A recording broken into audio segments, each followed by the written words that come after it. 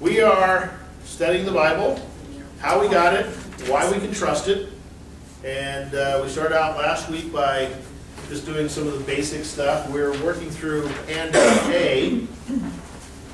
So last week we talked about the books of the Bible, the Old Testament, New Testament, why it's important. So we're working through handout A, so if you get handout A, and we were down to the miscellaneous facts.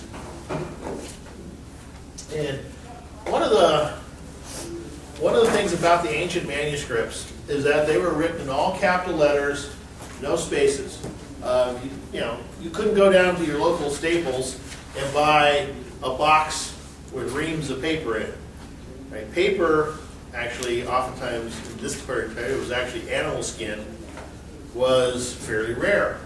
Or it was common enough that people used it, but it wasn't common enough that you could just use it willy-nilly and, make a mistake, throw it away, start again. So you'd actually scrape the ink off and then redo it.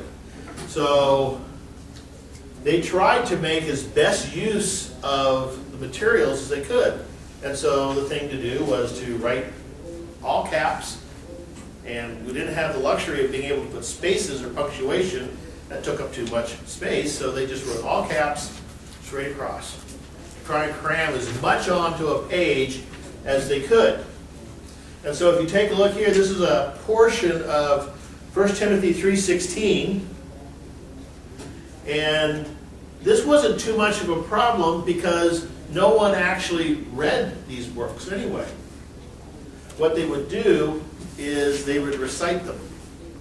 And so you would be in a group of people like this, and someone would be assigned to read the text, and they would pick this up, and then they would start reading through it.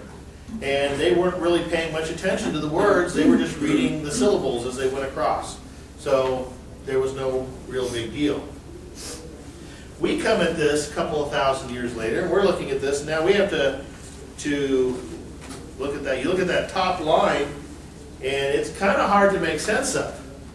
Now again, if you're just pronouncing it, across, then it's not a really big issue. But we don't want to pronounce it across. We want to break it up into individual words, and then we want to translate that into English. And here we come down, most of the time that's not going to be a problem. This is one of the few places it does present a little bit of an issue, because if you notice that there's two possible ways to break those letters up. So we get chi, that's pretty straightforward, that basically means and. And then on the other side of the word we get mega estin, pretty clear. But the middle could be homologomenos or hagalonomenos. It depends on where the word break is. And thus, if you look at the translation, I give you basically a literal translation right after that.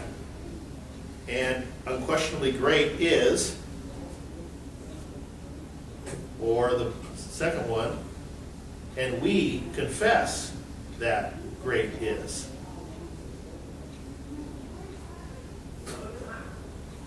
And the ISV tends to, should have probably reversed those two. The ISV follows the last one. By common confession, the secret of godly worship is great. Now, that's translated from some of the other words that are lying around that I didn't include into this. So it's not like they took that one little phrase and got all of this out, but that's the verse there. And then the NIV translates this as, by all question, the mystery of God's godliness is great. So in a few spots, you'll see that this is, translation issues go basically back to how do we understand the text. Now, this is looking at the original text. We also have the advantage of looking at other translations and seeing how other people translated it, and that sometimes helps and sometimes doesn't. I actually don't know exactly what the issue how that works in this one. But for example, we can look at the Latin translations, or we can look at some of the other translations that were made into other languages, and we can see how other people fairly early on understood this. But this is just one of the other issues we have to deal with when we come to start looking at the Word of God, and we start saying, okay, we have a translation, but even if I have a translation, even if I take, for example, I have a Greek text. Well, when they do the Greek text, they have to make a decision as to, is this going to be, is it going to be hagalagamenos? Is that going to be 2 or 1 word?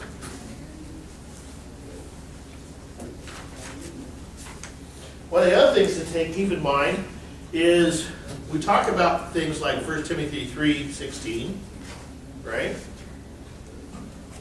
But if you notice there, if you went back to the turn of the last millennium, year 1000, and somehow you were able to, say, do Latin or whatever the language of you happen to find yourself in, and you were assigned to preach, and you said, okay, congregation, we're going to look at 1 Timothy 3:16. Nobody would have any idea what you're talking about. That was because it would be another 200 plus years before the Bible was broken up into verses. So you see that was done by Stephen Langton, and he broke, actually that gave us the chapter structure, and Robert Stephanus, who was a Parisian printer, gave us the verse structure in 1551. So the chapter and verse divisions are not inspired. And in fact, they are one of these things that I think are very, very much a mixed blessing. Because, for one thing, we like to memorize verses. And when we memorize verses, how much of the context do we get? In fact, it's real easy to rip things kicking and screaming out of their context. And depending on how much time we get, there's some fairly notable verses that when you put them into context, we may have all memorized. That, for example, in Philippians chapter 1, God who has begun this good work in you will continue on to the day of redemption, right? Personal salvation, right? No. If you put that into context, it's saying something completely different. It actually, I think it's actually translated, not God who began this good work in you, but God who began this good work among you. And it refers to the support of the gospel, the financial support of the gospel. That Paul was praising the Philippians church for their support, the good work that they had started, and that God will help continue it through the support of the gospel to the time that Jesus comes back. That's vastly different than the way it's normally memorized, when it's put, taken out of context and then made a memory verse. That becomes an issue. So when we look at the Bible, we see that, go to the next page, you'll see the Bible was written over a time span of at least 1,500 years. You go from 1400 BC, the time of the Exodus, up to 100 AD, or 90 AD, roughly the time of John. And notice there's an asterisk there, because it's very, very likely, and I think probable, that Job was written several hundred years before that. So we could come up with almost a 2,000-year time span for the Bible. 40 generations, 40 authors from all walks of life, kings, peasants, philosophers, fishermen, poets, statesmen, scholars, in different places. Some of it was written in palaces, some of it was written in dungeons, some of it was written in the wilderness. Different times, times of war, times of peace, different moods. Authors express their heights of joy to the depths of depression. It was written on different continents, in Africa, Asia, and Europe. and in at least 3 languages: Hebrew, Aramaic, and Greek.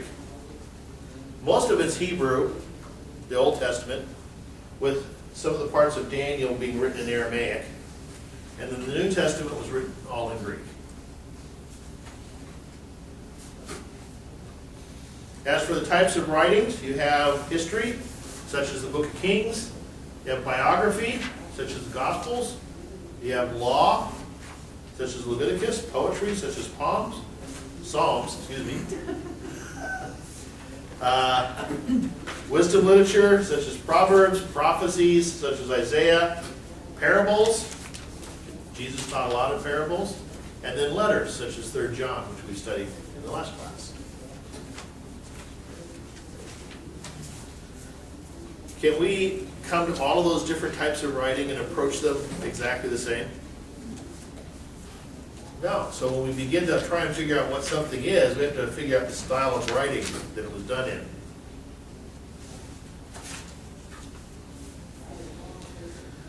So let's go back and look at a couple of those things. The chapter verses. Go to Matthew chapter 16.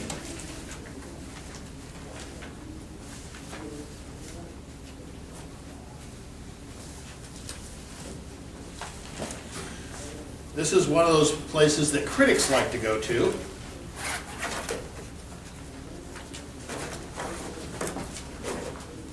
Because they like to try and claim an error in the Bible.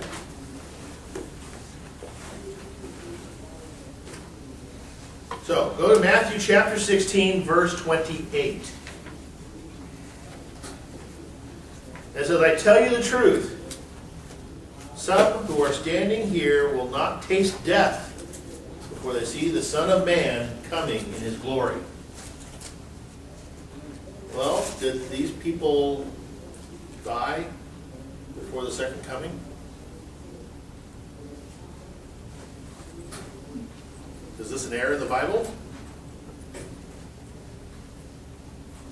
They didn't necessarily taste death, though. Oh, they died. That's Well, taste death. okay, they died. Okay, they died, but I don't have a good way to explain. What kind of death? There you go, thank you. Yeah, what kind of No. death? They died. No. Okay. Remember, this is in the context of the things we just saw. And one of the things we just saw was, when were chapter divisions put into the Bible? Oh, until like these 1200s. 1200s. Yeah. So if you're in this in the first century and you're reading this, do you stop here? No, that's true. No, because there's no reason to stop. You go on to there's not even a verse structure yet. So you go right on to the next page, which is after 6 days, Jesus took Peter, James, and John, his brother of James, and led them up to the highest mountain by themselves. There he was transfigured before them. Matthew 16 fulfilled? Did they see Jesus in his glory? Yeah. Not a good place to put a chapter break. Because 16 is prophecy, 17 is fulfillment. But since we see this big 17 in our text, we tend to stop and we go, what is this all about? We don't continue reading to the fulfillment, because there's a reason those two are put right next to each other. Because Matthew is writing, he's saying that this was what Jesus said, and it happened, and this is what had happened. So there's an assumption that coming in his kingdom is the second coming. Yes. Which they didn't have, because they didn't know about the second coming yet. They didn't even figure out this thing called the death and resurrection, much less the second coming. So we know the end of the book. We bring all these assumptions in, and then when we start reading something, we start reading it with all of our assumptions. And then suddenly things don't make sense, because it's not that the Bible's wrong, it's that our assumptions are wrong.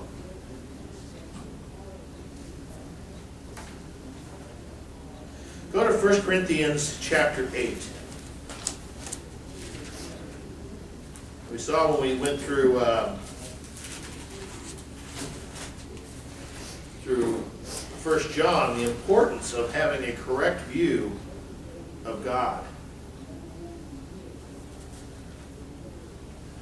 Now, What was it again, 1 Corinthians chapter 8. Now the Mormons believe that our view of God is incorrect. They actually believe that there are many gods. And one of the verses they cite is verse 5, which says that even if there are so-called gods, whether on heaven or on earth, as indeed there are many gods and many lords. So are the Mormons correct? But the Bible says right here that there are many gods and many lords. There are many that common people call gods, but they're not necessarily God.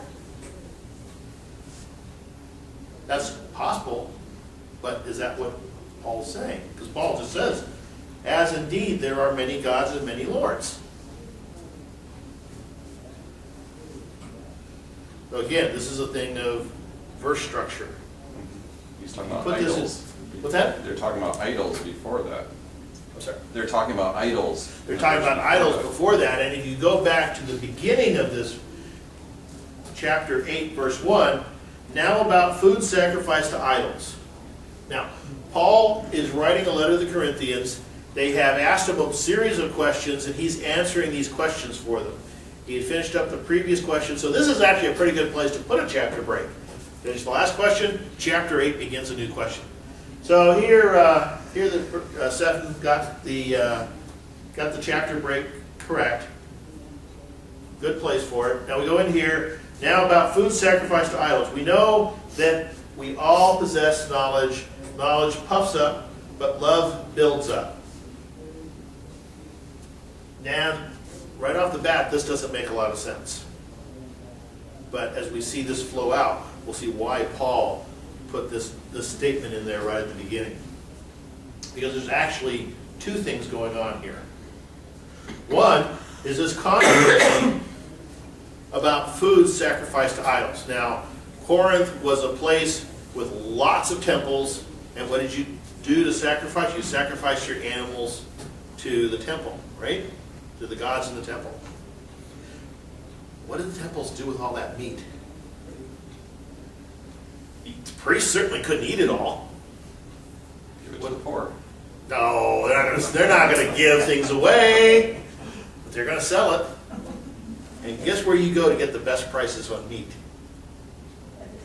You go to the temples, because the temple meat, they didn't have to pay for it. It was given to them.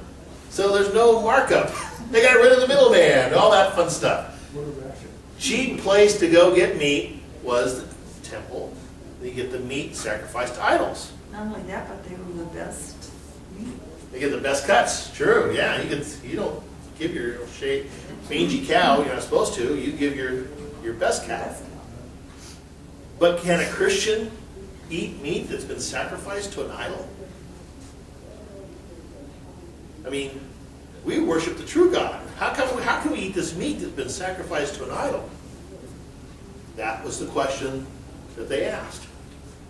So Paul says, picking up in verse 2, the man who thinks he knows something does not yet know as he ought to know, but the man who loves God is known by God.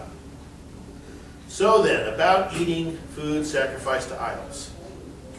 We know that an idol is nothing at all in the world, and there is no God but one. So Paul's laid out his premise. What are idols? They are nothing. There is only one God. That's Paul's starting premise. Even if there are so-called gods, which he's basically acknowledging a truism here, you're in Corinth. There are gods all over the place. But they're nothing. They're just so-called gods. For even if there are so-called gods, whether on heaven and on earth, as indeed there are many gods and many lords. It's exactly what you said.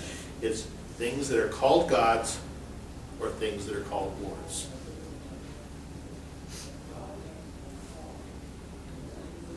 Yet for us, there is but one God, the Father, from whom all things came, and for whom we live, and there is but one Lord, Jesus, for whom all things came, and whom we live. But not everyone knows this. Some people are still so accustomed to idols that when they eat such food, they think it has been sacrificed to an idol, and since their conscience is weak, it defiles. So he's going on to say, is it okay to eat meat? Yeah. Why? Because they're nothing. They don't exist. It's meaningless that this food was sacrificed to them. However, some people are brand new Christians. They just came from worshiping this God. It's a false God. They know he's a false God. But for them, there's still a bit of reality there. And Paul is saying we have to take that into account. And we have to be conscious of our brother. And we can't flaunt our knowledge or claim, well, see, we're superior Christians because we can eat meat and sacrifice to idols. And you're just a weak Christian. That's why he began this whole section with, we know that we possess knowledge. Knowledge puffs up, but love builds up. He's saying, okay, you Christians who know you can eat meat sacrificed to idols, don't flaunt your knowledge. Reach out in love to those who are still struggling, and acknowledge that they're still struggling, and seek to build them up. Because the secondary issue going along in this was pride. So there were the Christians who were struggling because they didn't want to eat food sacrificed to idols, but there were also the Christians who were flaunting their freedom, causing others to stumble. Question for you. Sure. Among a group of friends, the book The Harvard Year came up. And two of my friends were like, oh no, that's not biblical. I was reading it, and as soon as I heard it wasn't biblical, I put it down. Okay. Personally, I felt that the book was kind of intriguing. I'm just about through it. But I'm like, this verse came to mind when I was thinking about, because I don't think just because, and you can correct me, but just because you're reading this book doesn't really mean that you're going to go off someplace else. But I kind of relate the two. I can't speak to that book because I have no idea what that book says. But, for example, if someone told me they were reading the Da Vinci Codes, right? Okay. And they thought it was just a really engaging story and it was a fun yarn, and yeah, it was just, to them it was fiction and it was nothing more than fiction. Hey, no problem. Right? Now, the Da Vinci Codes is, and we'll see when we get a little bit later on, the Da Vinci Codes is completely fiction. It's flat out impossible in terms of its storyline. And it's very anti-Christian part of its storyline. But if someone's reading that and they're just saying, yeah, I know it's just fiction, fine. If they can see it as just fiction. On the other hand, if someone's reading it and this is raising a lot of issues and it's causing them to question the Bible, then don't read it. And I'm not, and that's one of these things that's there are things, a whole range of things, and Romans 14 addresses this. There's a whole range of things that some Christians have no problem with, and God has given us, and they're great, glorify, celebrate them. And for other Christians, they're stumbling blocks.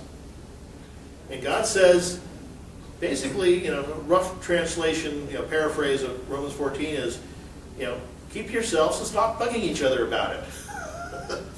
So he could have, think about this. Paul could have come in and said, okay, on this issue you're supposed to do this, on this issue you're supposed to do this, on this issue you're supposed to do that. But he didn't. He said each one needs to be justified in their own conscience. And some of these were pretty fundamental. And one of them was, on what day do you worship? Some people think we're supposed to worship on a particular day. Some people see all days as the same. Okay? Today we have people who, most of the church worships on Sundays. Seventh-day Adventists worship on Saturday. Does that make them wrong? No. Paul says, you want to worship on Saturday? Worship on Saturday. You want to worship on Sunday? Worship on Sunday. You You want to worship on Thursday or Wednesday or Tuesday? Fine. What's important is that you worship, not what day it is. Now, for a lot of historic reasons, most of the church worships on Sunday. And if every day is as good as every other day, why not? Particularly since our whole week is shuffled around such that, unless we're going to pick a work day, it's either Saturday or Sunday, and most people settle on Sunday. But Paul says, each of you be convinced in your own mind. Which, considering his main point was unity, wow, how can we be unified if you're worshiping on Saturday and I'm worshiping on Sunday? It just means we still get together the rest of the week. And we're still friends, and we don't divide over it. So here, you see, 1 Corinthians 8, if you take this verse out of context, you can make it say many gods, and it does say many gods and many lords. But if you put this into context, you see, Paul starts off with his initial premise that there is only one God and everything else is idols or nothing. And more importantly, if you look at the logic of his argument, he says it's okay to eat meat because these things are nothing. If the Mormons were correct and there were many gods and many lords, then suddenly that whole argument falls apart. So again, chapter and verse structure can be somewhat detrimental. Take a look at Proverbs 26. This is an issue of wisdom literature. Proverbs is wisdom literature. So we go to Proverbs 26 and we read verse 4.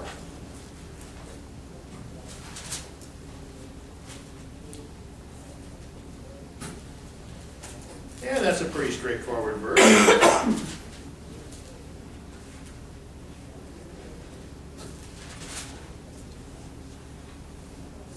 Do not answer the fool according to his folly, or you will be like him yourself. Right? Do we take that literally? Read the next verse. Answer the fool according to his folly, or he will be wise in his own eyes.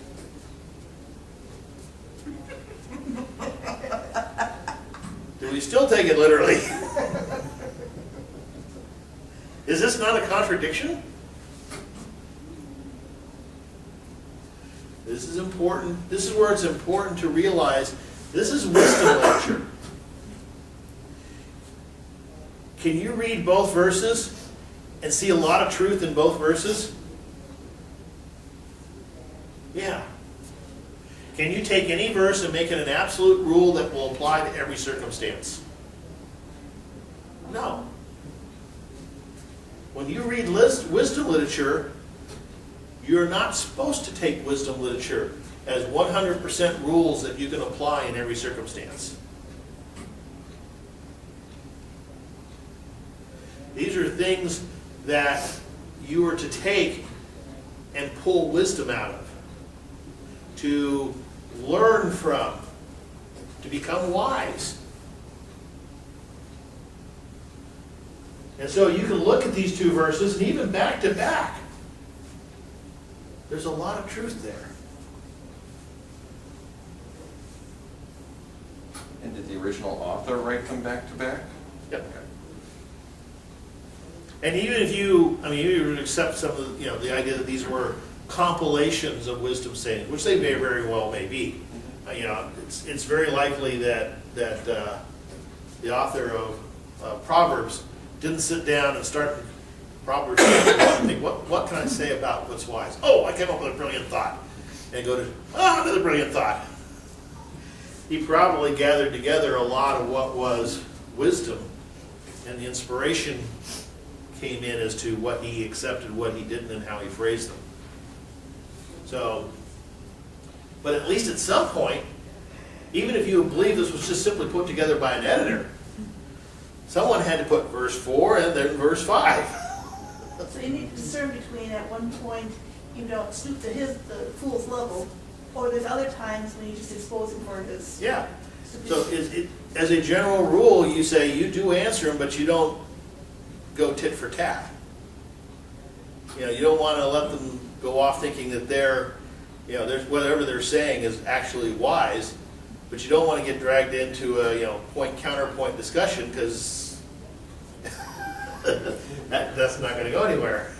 So a mistranslation is not the issue here? No. Okay. The word "or" should not be an "and." No, this is an issue of, this is wisdom literature. It's not meant to be 100% always true. It's like when we read a parable. Do we read a parable of the 7 bridesmaids? Do we assume at some point there was a wedding with 7 foolish bridesmaids? No. It's a parable. It's supposed to teach us something, and it teaches us something in the story. It's not supposed to be taken as literally true. And so if somehow archaeology could prove, which this is a negative, you can't prove this, but let's say somehow magically they can prove that this condition never existed historically, that the parable Jesus told about the 7 bridesmaids and the foolish bridesmaids and the wise men, that never happened, would that affect our understanding of what Jesus was teaching us? No, because he's not telling us that this is an historical event. Now, for example, the wise men and Lazarus. Scholars debate back and forth, and even conservative scholars, whether this was actually a parable or an actual case. Which one? The wise men and Lazarus. Oh, okay. And one of the reasons is because they mention Lazarus. They mention the name of a particular person. Oh, excuse me, not the wise man, the rich man. The rich man and Lazarus. So, is that historical or not historical? We're not really sure on that, because it sounds an awful lot like a parable, which means it wouldn't be historical, but then it uses the name of a particular person, which would almost make it seem like it could be historical. Bottom line is, we don't really know. And if tomorrow somehow they were able to settle the issue and say, haha, we've proved that there was nobody named Nazareth who could have possibly fit that scenario, which is, again, impossible for them to do that. But let's assume they could. And if they could come and say, 100% guaranteed, that never happened. Still doesn't take away from it. It doesn't take away from what Jesus was teaching one bit. Or to be more biblical, one iota. Smallest character in a Greek. Right? Because it's not meant that way. So, we have these sayings that are popular within the church. I believe the Bible is literally true. Is that a good thing to be saying? Common, we hear it a lot.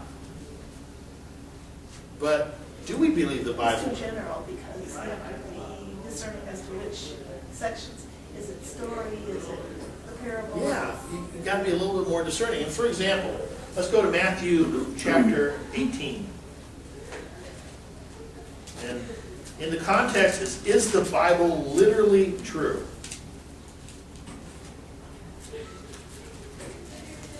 Read Matthew 18:22.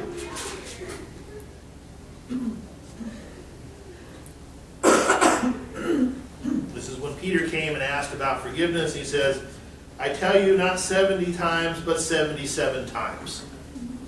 Is that literally true? At 78, we're free. We can start not forgiving. That we should have big notepads whenever we forgive somebody, we whip that out and say, okay, that's number 34. No, what's he saying here? There's no end to forgiveness. That you always forgive.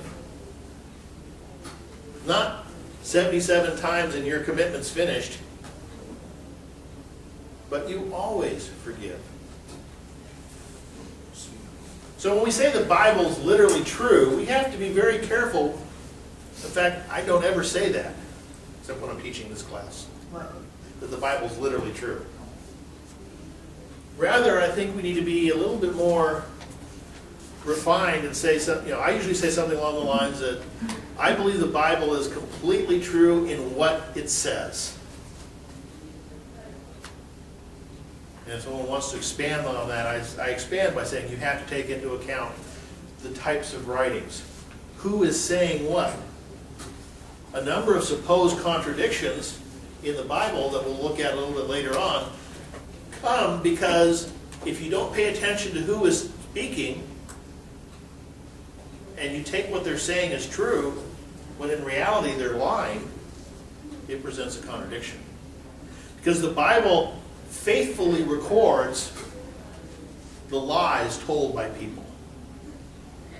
But if you take a verse out of context and you say that this, for example, I think we'll look at this a little later, there's an Amalekite who comes to David and claims that he killed Saul. And in the previous chapter, we're told that Saul committed suicide. Contradiction? In some respects, yeah, that is a clear contradiction. Does that mean the Bible is false? No, because the Bible is recording the lie told by the Amalekite. And so it tells us what happened, and it tells us that this Amalekite came and lied to King David to try and falsely take credit for it. So in that particular case, the Bible correctly and faithfully records this lie.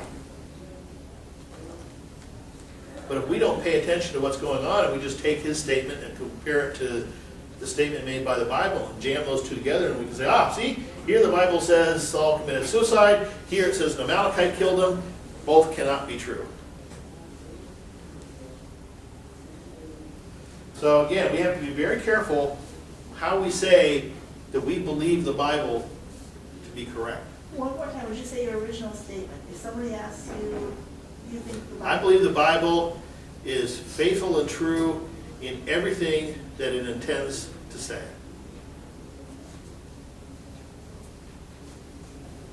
Because if we say the Bible is literally true, and we're speaking to a critic, how is a critic going to hear that? What are they going to hear? I know what you're going to say, but what are they going to hear? And is that statement ultimately going to say, all Christians are foolish and they're going, they don't know what they're talking about? And we believe we should stone all sinners. We covered that one last week. Actually, we covered the one with stoning your sons last week. So when that gets posted up on YouTube, you can catch up on that one. It's pretty good. Do that, by the way, do that before you stone your teenagers. Okay. Why don't we go ahead and close there? Actually finishes that handout. Next week we'll start talking a little bit more about the structure of the Old Testament.